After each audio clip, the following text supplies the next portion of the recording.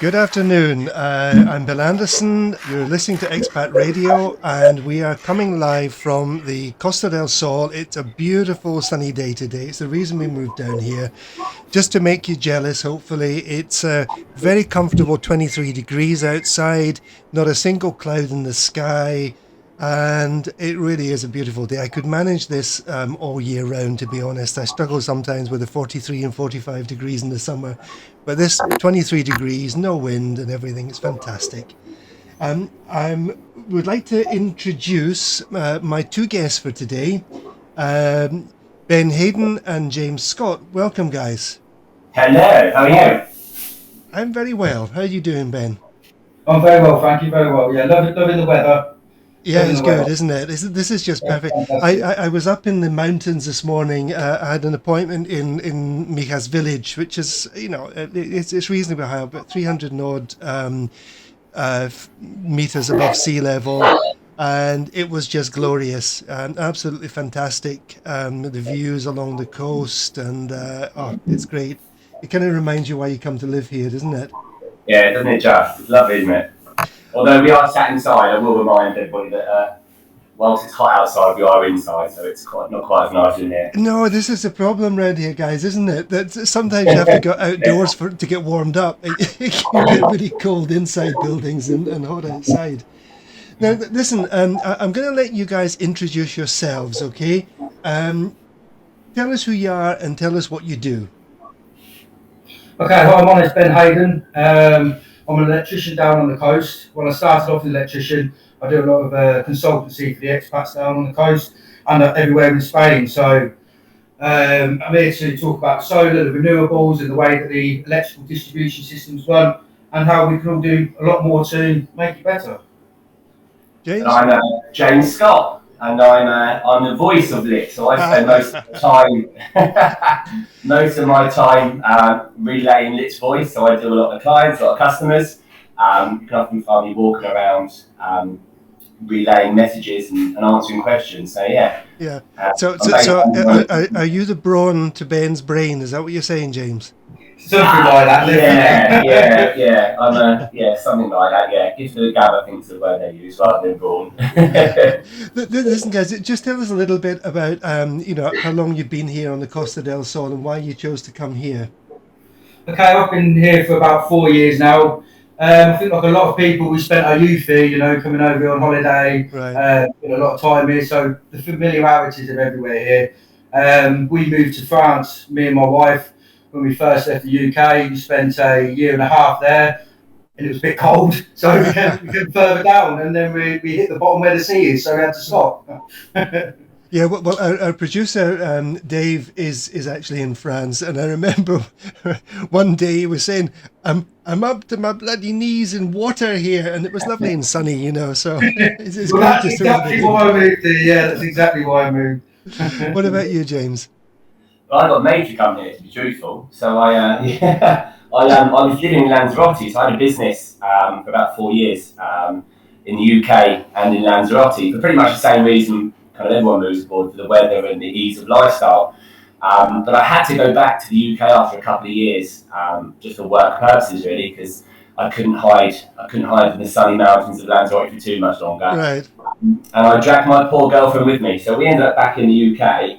But I did promise her that if she followed me, I promised her that we would eventually retreat back to the warmer weather. So after about 6 months, although I did only promise 3 months at first, I managed to drag out about 6 months in the UK, and I got a glaring look across the table one day saying, "You promised." It's time to make good on it. Yeah. Yeah. And she only has to give you one glaring look, and I tend to do as I'm told. So she gave me a glaring look. So off we went, and we came and did a bit of a tour around the Costa del Sol. Kind of spent some time in different areas, and I think once you land off that aeroplane and you get a taste of life out here, I don't think many people go back again, do they? So I think it must be really difficult. It's really hard. Yeah, I'll definitely go back. Well, I mean, I've been here 20 years now, and this is the longest I've ever stayed in one place, to be honest. And I really couldn't imagine going back. My wife, well, you know Vicky James, Yeah, yeah, I do Benita, know Ricky. Yeah, who is Spanish. She was born in Madrid. She grew up on the Gold Coast of Australia, so she grew up with lovely warm weather, you know, and then came back to Spain and eventually moved down to the coast. And on one of our trips to Scotland, because we still have family there, I still have family there. Um, she said, you know, I just love Scotland so much. I love it so much. I'd love to live here. And I'm going, no, you wouldn't. You, you, you wouldn't survive your first you winter. love the culture in the UK, and I think there's parts of the UK are fantastic, isn't it? But I think you're either somebody that likes to take life nice and steady, or you're somebody that likes to crack the whip at yourself Yeah, and live life on the hard side. So I think you're either that person or you're not. And my Danielle, for example, she doesn't like to take life too stressful. So right. I don't think I'll ever get a chance to go back to the UK, but I'm not going to complain. No, it's just, you know, when we go back, we don't really bother what the weather's going to be. You know, we've been there in blizzards, and we've been there when it's raining, we've been there when it's been really hot. But when you're on holiday, you know, for a week or 10 days, it really doesn't matter. You just sort of do what you have to do with the weather. But when you're there and working, and you've got to get up for 6 months in the dark, and you've got to scrape the ice off the car every morning before you go to work, and wonder what the roads are going to be like, and you're doing that day in and day out, getting up in the dark, getting home in the dark. It's a very different experience, isn't it, from living down here? 100%, yeah, 100% it is, isn't it? Yeah. Okay, I'm going to ask some general things first, Ben. You're an electrician, and Yeah. I think you're more than an electrician, because we're going to be talking a little bit later about some of the big installations that you're doing now. But Okay. Yeah. you must have had some shocks when you came over here and looked at the electrics in some of the houses, no? Yeah. Well, literally, some of it is shocking. Yeah. Literally. Yeah, I mean, it's a different way of wiring, should we say, and it's totally different from the UK. So unless you're trained to know how to use it, it can be a bit daunting. But the same with any electrical installation, if you know how to test and know how electricity works, you can work your way around. But the problem is, I think that there's a lot of people who who have added on to installations Yeah, when it was never designed to be added onto in the first place. right, That's the problem. That it's just started off as one installation, and then they just take a little bit from here, a little bit from there. When what they need to do is put everything back to the main fuse board, but it doesn't happen like that. right. It's just been added on and added onto, and that's why you get a lot of the faults out here, a lot of things burning out Yeah. because it's not properly designed. And you know, it's very hard actually for people to do things with the electrics in the way houses are built in Spain. I mean, I remember living in the UK, and you know, a lot of your electrics run under the floor.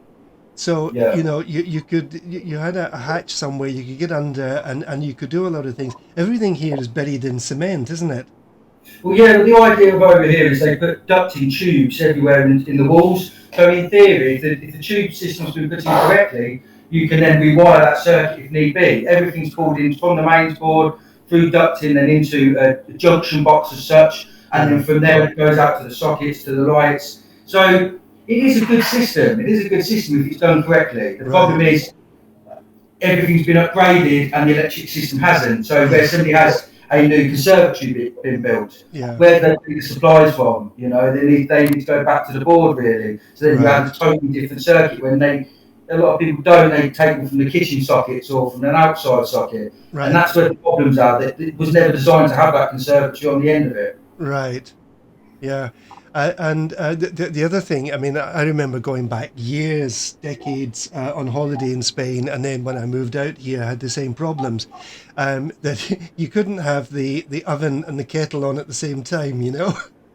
Yeah, and that goes to show the design again. There could be design issues with the potential, but it all stems down to knowing what kilowatt you can pull from your house, what it's designed to do, and if it's not, it will trip.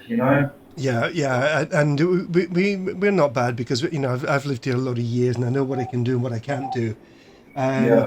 But people coming out. I mean, I still see posts on Facebook with people saying, I put my hairdryer on. I was trying to boil the kettle, and everything blew, and well, probably not blew, but it tripped anyway. Yeah. Yeah, and that's down to the design again, especially some of the older apartments, the holiday apartments Sure. especially, where they didn't have the hair straighters, the hair dryers and everything else they have on ready to go out. So you get a load of holiday makers over here, a load of girls ready to do their hair all at the same time. That's when it's going to trip, and that's what seems to happen a lot because it wasn't designed to have that capacity drawn from it. Yeah, but you must have seen some quite funny things as well, Ben. I've seen some funny things that they're kind of dangerous, the way that I look at some things and think how somebody's bodged it as such to get over the problem. It's, it just causes further problems down the line, further problems. So it is some things are funny the way that people have, I suppose, tried to bodge the situation, but it just puts in more cost at the end for them. So a lot of the time I get there, they're not happy. They're not happy with coming there because they've got a problem with their electric. It's going to cost them money, but it's something that needs sorted. Yeah. So, James, do you work alongside Ben as his kind of what's the word I'm looking for? I'm going to say mouthpiece, but I don't really mean that. On all of his projects, or mainly on the bigger projects. Yeah, so obviously me and Ben now know each other a couple of years. So like most people in Spain, you meet down the pub, and me and Ben have quite a similar interest in business and success. We both, so most of our conversations from day one have always been about our ambitions to be successful, our ambitions to kind of to create something good. And it doesn't take more than 5 minutes spending in Ben's company to understand what he wants to achieve. And look, I'm not an electrician. I don't pretend to be an electrician. If my fuse box goes, I run 50 laps around the house trying to work out what the hell to do and who the hell to call. Or you phone Ben. Yeah. So I can't call him. But I like people. That's been my thing since day one. Sure. I enjoy people. I like talking to people, and Ben's strong point is what he does with electricity and with solar. So we kind of look, do you want to kind of work together and what can I bring to the table? So what I really try to do is do most of the customer-facing stuff. So my technical knowledge is nowhere near the level of Ben's is, right. But what I enjoy doing, and I feel that I do quite well, is I'm able to kind of relay what Ben wants to achieve and kind of relay, because human beings are peculiar creatures, aren't we? We worry about weird things, don't we? And you do. You see, I'm not one of these humans, Yeah, that's good. But yeah, so I do a lot of Ben's customer-facing stuff as much as I possibly can do. Sometimes people have problems and the problems are easily solved, and just by talking to somebody, that problem can be solved probably quicker than you realise. So that's kind of where I fit into the seamless link that is Ben Hayden and the electricians. Okay, we're going to take a very short break at the moment. With a little bit of music, and I just think that this piece of music might just relate to you two guys, because I think you got a bit of energy there. Broadcasting around the world. Expat Radio. This is your #1 internet radio station. Hi, I'm Bonnie Tyler, and wherever you are, you can listen to Expat. And welcome back to the live from the Costa del Sol. I'm Bill Anderson, and my guests today are James Scott and Ben Hayden, and we're talking about electric things. But first of all, could I ask you, Ben, with everything that's been happening over the last 14 months, I guess people still need electricians, but has this impacted a lot on your business? Yes, it has, because a lot of people can spend a lot more times at home.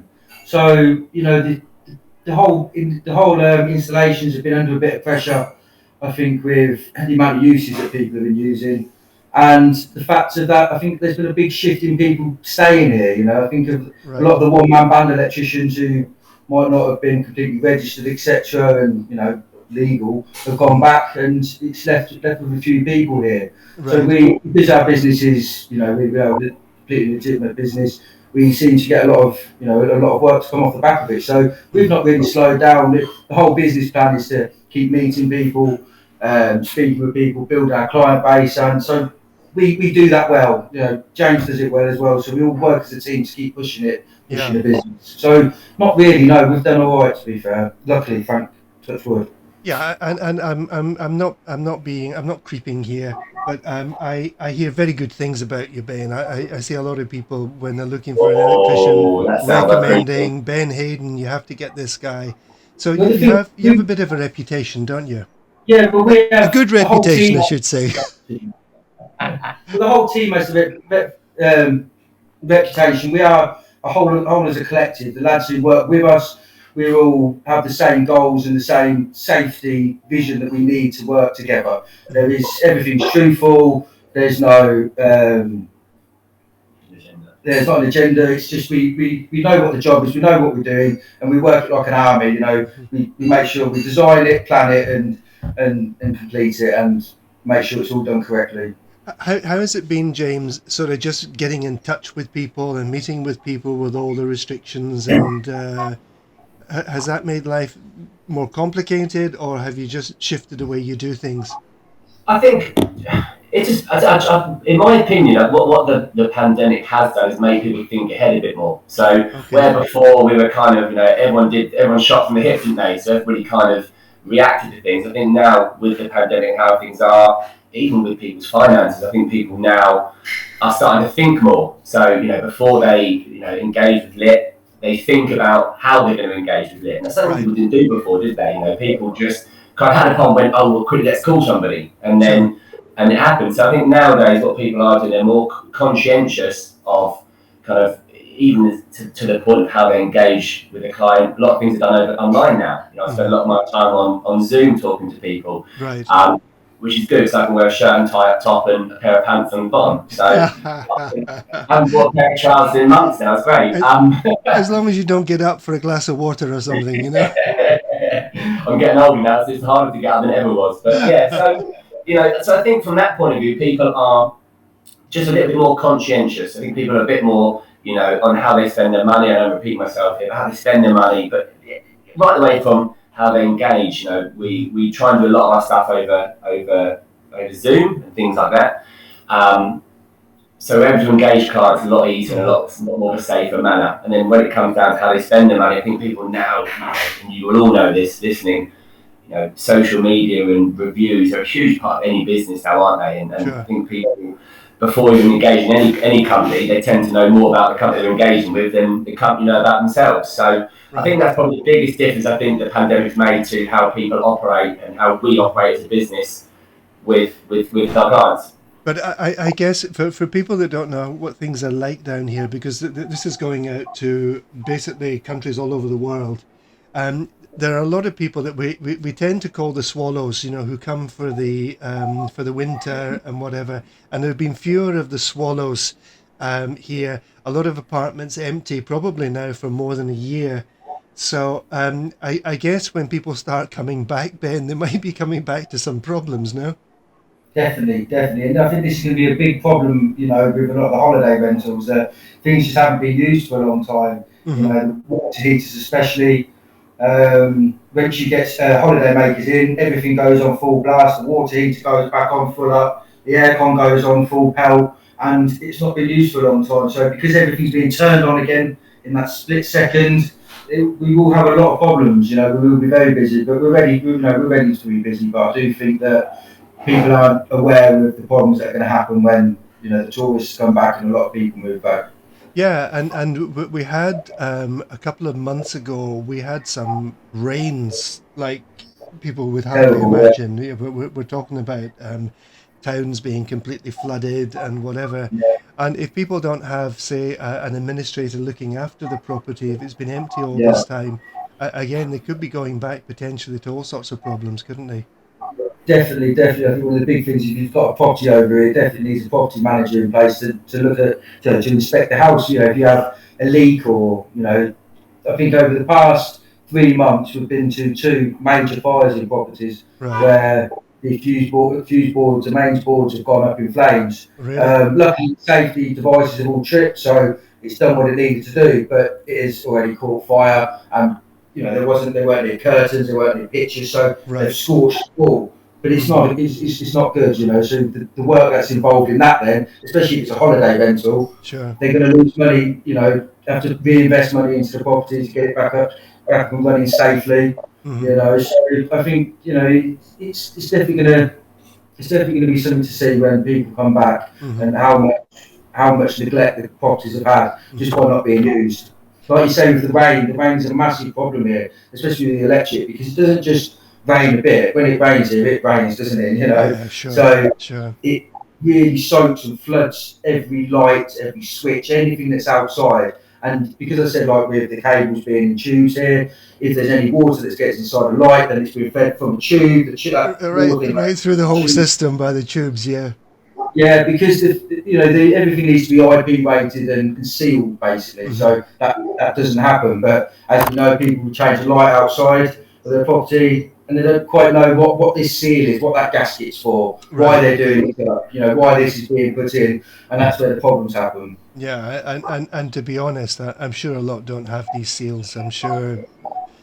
I think they fall out of them and then they go in the bin. To be honest, right. It's sort of like where did this come from? But everything's working, so I'll just bin it. Yeah, that's the one. Yeah. Yeah.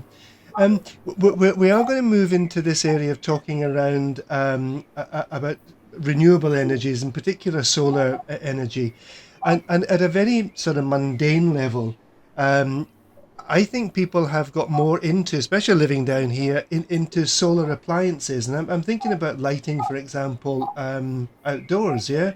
I mean, I have lots of solar lamps now. And honestly, compared to what we could buy solar, 15 years ago, these things are amazing, aren't they? Definitely. It's to do with the energy, with the LED lights in them as well. Sure. The technology is just moving so quickly that it's just getting better and better and better. I mean, do you, James? Do you have solar lights somewhere around in your garden or in your terrace? Yeah. So when you were saying that about the solar lights, I think my dog's using them as chews. So I think I've got a sky that's underneath the sofa under the window. I've got another solar light that has been chewed. Is in the field opposite my house. Right. My solar lights don't really get used as well as they should be, to be honest with you. No, well, we've got 3 dogs, but they've actually managed to keep off the solar lights.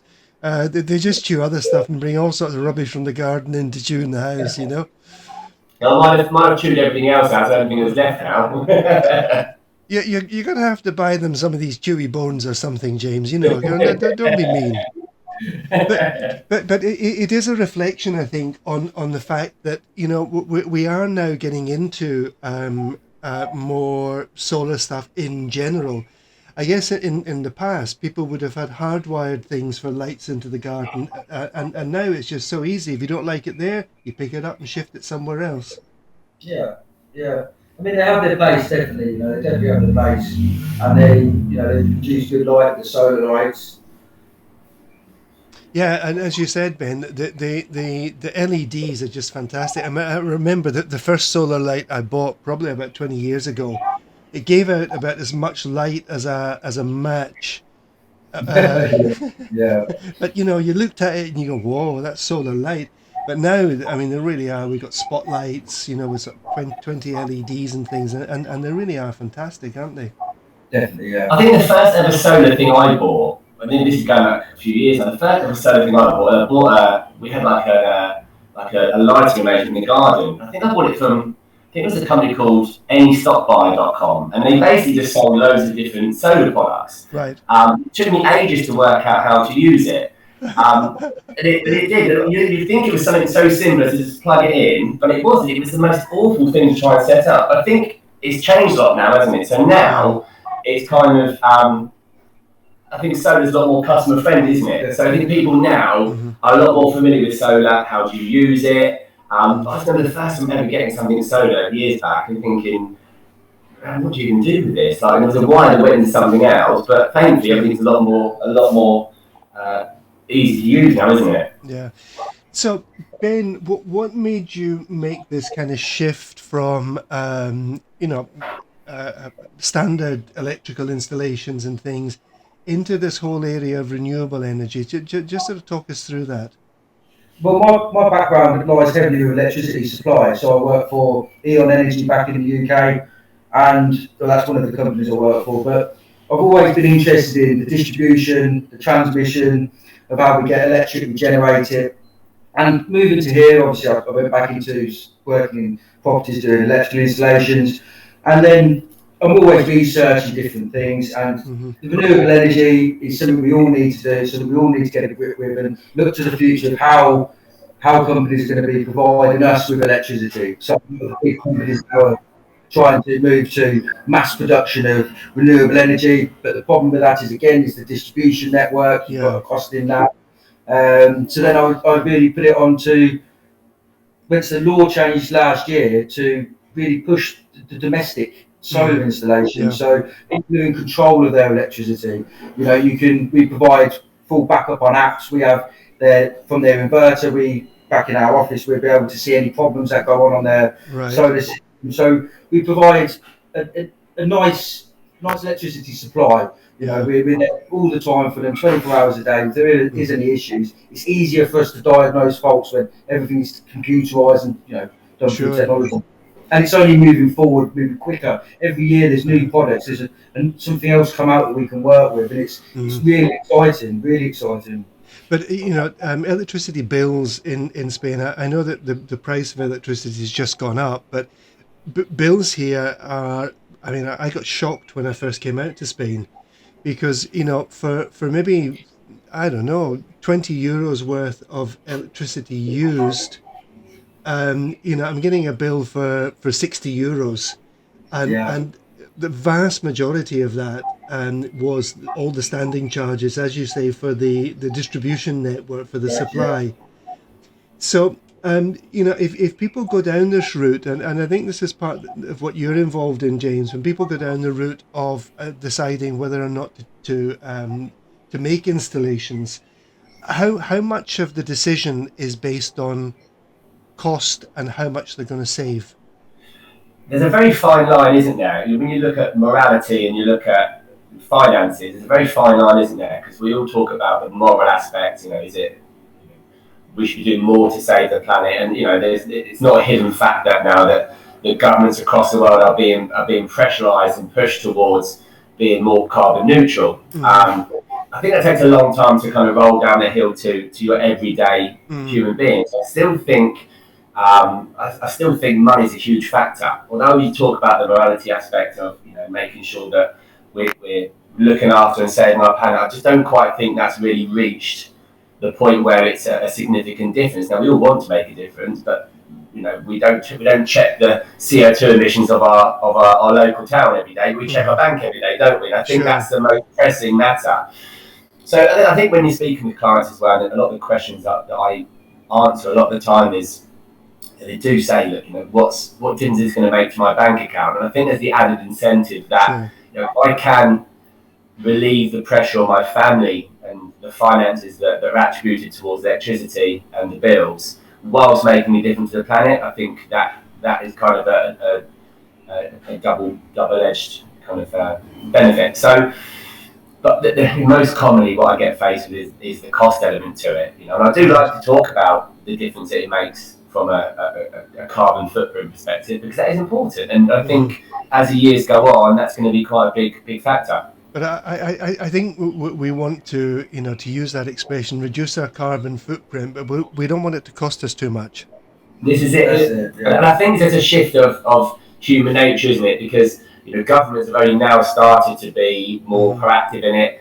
But, there's one thing to say you're being proactive and another thing to be proactive, isn't there? Sure. And you hear a lot of people say, I really want to reduce my carbon footprint, as they drive to come and meet you in an expensive car that turfs out loads of fuel, to then have a conversation about being carbon neutral. You can't be both. I think we want to be carbon neutral when it suits, and when it's not convenient to our bank balance, we don't want to be. look, I think the whole dynamic is now changing. I think people are starting to kind of take it seriously. The next generation coming through are certainly a lot more aware of it, but I think it's a generational thing. You know, our era, we're much more money focused, aren't we? Yeah, but I'm just thinking in the area where we live, you guys will know there is a staggering amount of building being done at the moment. Yeah. You know, I just got a report sent to me the other day for an area not very far from where I live. 900 new houses, a school, and I don't know what else is in this thing. Surely, and you know, this is a question to both of you. Surely, doing some of this kind of installation at the time of building would be far more cost effective than, you know, people doing it 5 years or 10 years down the road.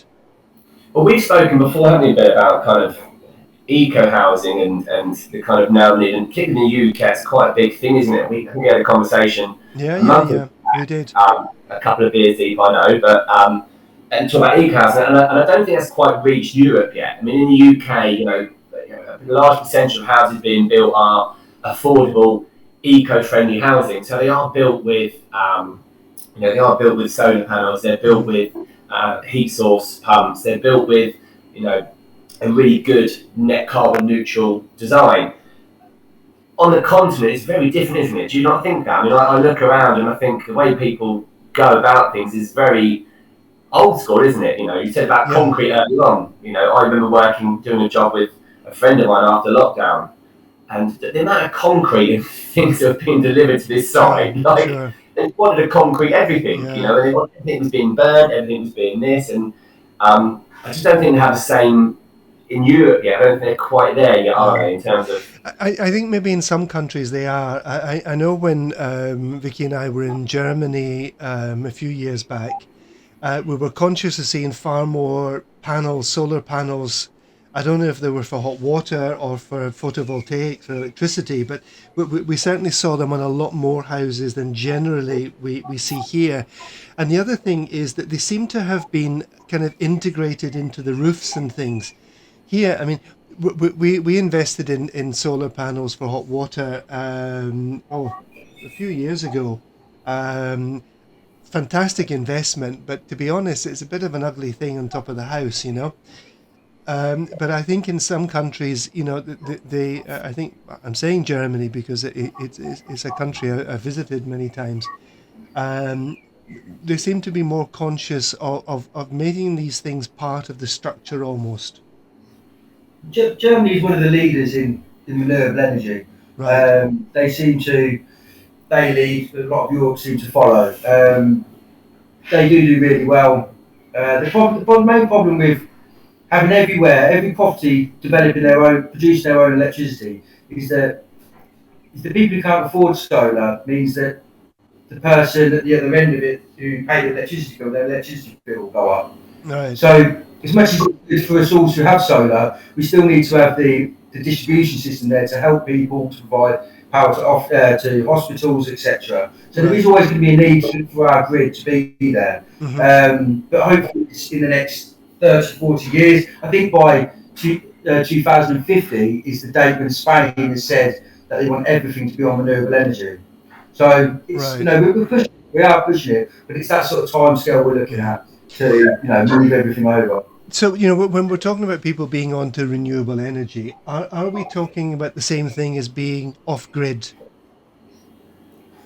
No, it depends whether you want to go through the distribution system. To the DNO, distribution network operator, is what supplies your electric from the solar farm, from the power station to your house. Right. That system's going to have to be there because of what we run. You know, and what we need to support. The police, we need to support the hospitals, the emergency services, and with that we need to guarantee a supply. It's okay, we can then use battery systems to do auto switchovers if we lose supply, but we need that reliable source there all the time, and that's where the grid comes into it really. For the domestic customer, it's fantastic because over in California what they're doing is they've got a whole incentive scheme out there where the domestic customers have solar panels on their roofs, and they all feed back into their grid, so the whole neighbourhood benefits from it. Right. And Not got that is that possible over here as well? No, not yet. But it is. These things are slowly changing. I can't predict the future, but I pretty much put a keen bet on it to say that this is the way it's going to go. Okay. Listen, we're going to take another very short break. And we've got a nice song from Neil Diamond, and then we'll come back in a moment. Broadcasting around the world. Expat Radio. This is your number one internet radio station. Hi, I'm Robert Powell, and you're listening to Expat Radio.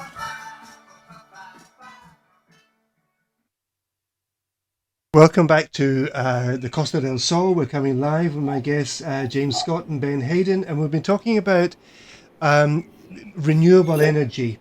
There are a lot of things to consider, not least of which, as you've pointed out, guys, our pocket, and you know how much we're going to save from having this, and how much we're going to have to invest in it.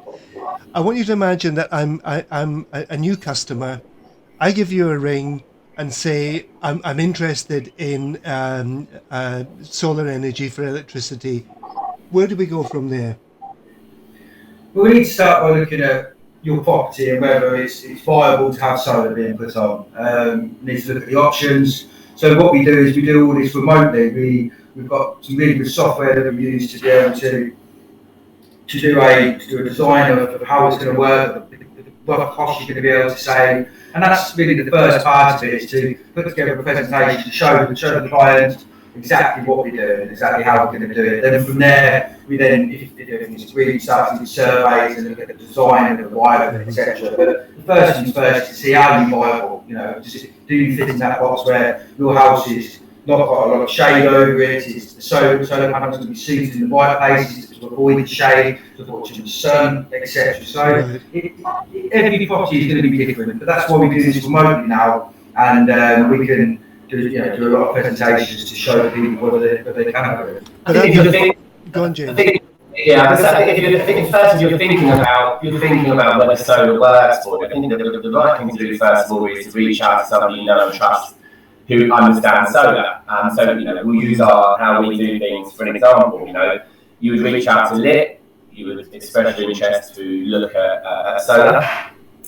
What we would then do in-house then start to look at your property and, okay, is it a viable option for you to have solar? But you see, I think this is quite important, because you guys are not out there just selling solar energy. You're actually saying, well, we'll sell you it and we'll install it for you if it's going to work for you. But you don't want to install things and then people be unhappy about. Exactly.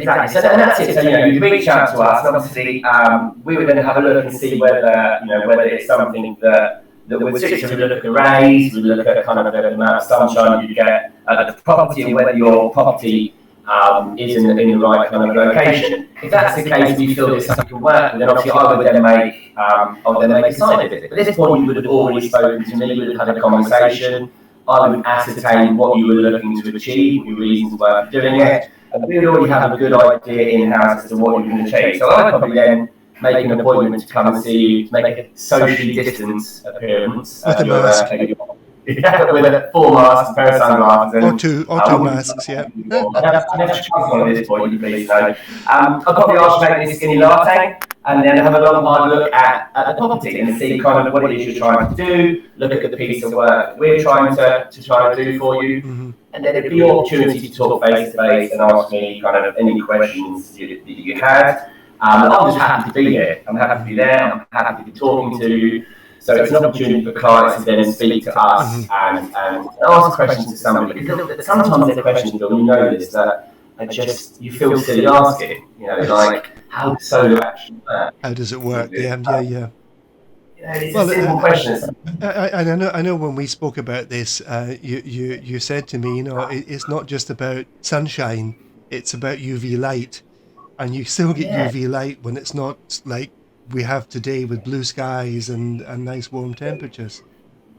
That's it. Look, we're blessed here in Spain. So what I would say to expats, obviously I know there are listeners here right the way across the world, when deciding whether solar is right for you, there are a number of things to take into consideration.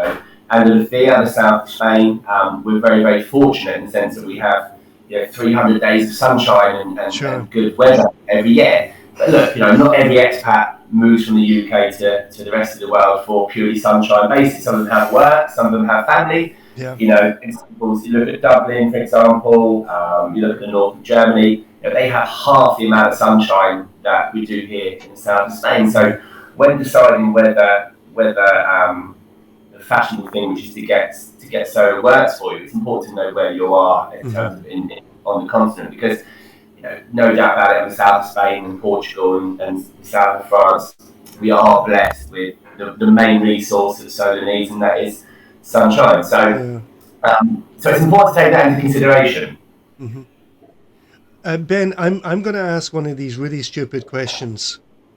Okay, no problem. I'm good at asking stupid questions, because it's like what I'm about to ask you is like saying, how much does a car cost? Well, it depends on the car, but in a ballpark figure, for an average house, what are we talking about in terms of the cost of the installation of a solar system? Okay, well, as you know, all properties are different. Everyone's usage is different, so we design specifically for houses. We don't supply a kit for everyone. We don't supply a basic kit, a better kit than another better kit.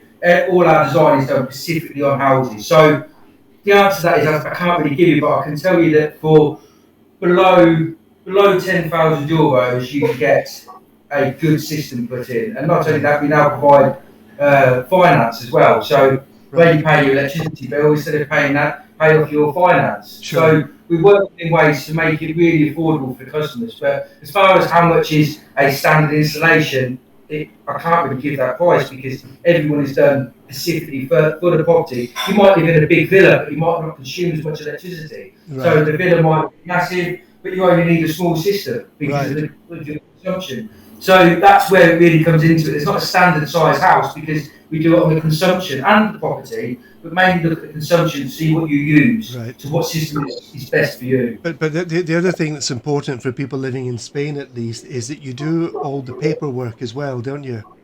Yeah, well, that is a massive part of the business. I was an electrician here for a number of years, and then I moved into more consultancy role now to provide that link between down here it's Endesa, between Endesa and the client and the customer. Nobody likes to phone Endesa. No.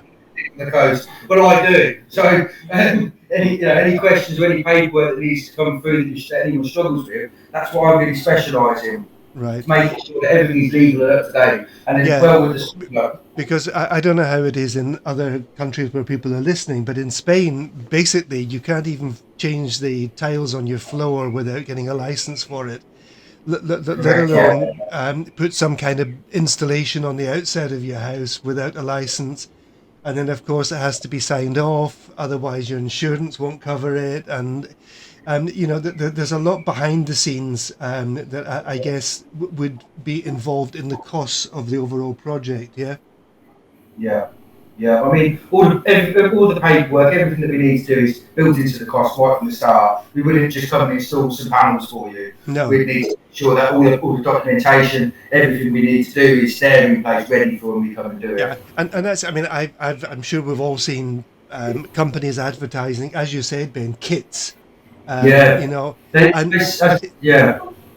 see some of them at the minute, when I'm looking through social media, where they say they can provide this sort of kit for X amount of thousands of pounds. Well, you've done no design on the property. You've not looked at the customer's consumption. How that is just a pure sales tactic is to try and sell a cheap package, when that's not what we're about. We change our panels regularly, change our kit regularly to keep up with the technology. It's not about just having one kit that you always supply. Everything needs to be for the client. For say like some of the inverters, we provide an app for the customer if the customer wants it to look at their consumption. But there's inverters that don't offer that. So it depends on the level of design that the client wants compared to the kit they want, the price they have. It's interesting.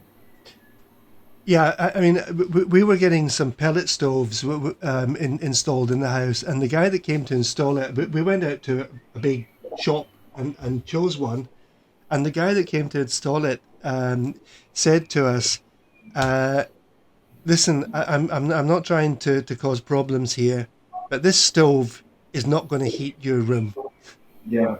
And he said, No. if it doesn't heat your room, you're going to complain to me as the installer that I've done something wrong. And this is the same kind of thing, isn't it? You know, people buy Yeah. a kit, and even if they phone you and say, "Ben, can you come and install it?" You might say to them, "Look, this isn't going to work. This isn't what you need." You've just got to be sensible, haven't you? And you've got to remember, these people that you're dealing with, their grandmothers. My sister Molly, she looked at, solar several times, and she flaps. So Yeah, she needs it to be nice and clear for her, so she understands how the whole process works. I just think a little bit of transparency, whether these people are someone's grandmother, they are someone's mother, and just people like to know that things are nice and transparent, things are looked after, everything's in sure. order. I think that goes a long way with a lot of people. And that's what we just try and do. Okay, guys, believe it or not, time has beaten us. Oh, Unbelievable, Jeff. so that's It- good. Yeah. can I say thank you so much to you? I found this very interesting because it is a topic that interests me. But I don't know if I've got the cash at the moment. I think everything's a bit strapped. I've got the thanks for radio, so I've got a little bit of money saved away, so I'll help you out. Okay. Listen, guys, thank you so much for joining us. As you will know, the 9th of May, which is Sunday, the state of alarm is lifted here in Spain. And I have some very reliable information that we will now be able to dance, but only if you're in level 1. If you're in level 2, you can only dance at 1.5 meters apart wearing a mask. All right, but I think now that things are opening a bit later, we are going to be what Martha and the Vandellas suggested, dancing in the streets. Have a great weekend, guys. Thank you so much for being with us. Okay, guys. Have a great weekend, everyone. Radio station that plays you nothing but the best music.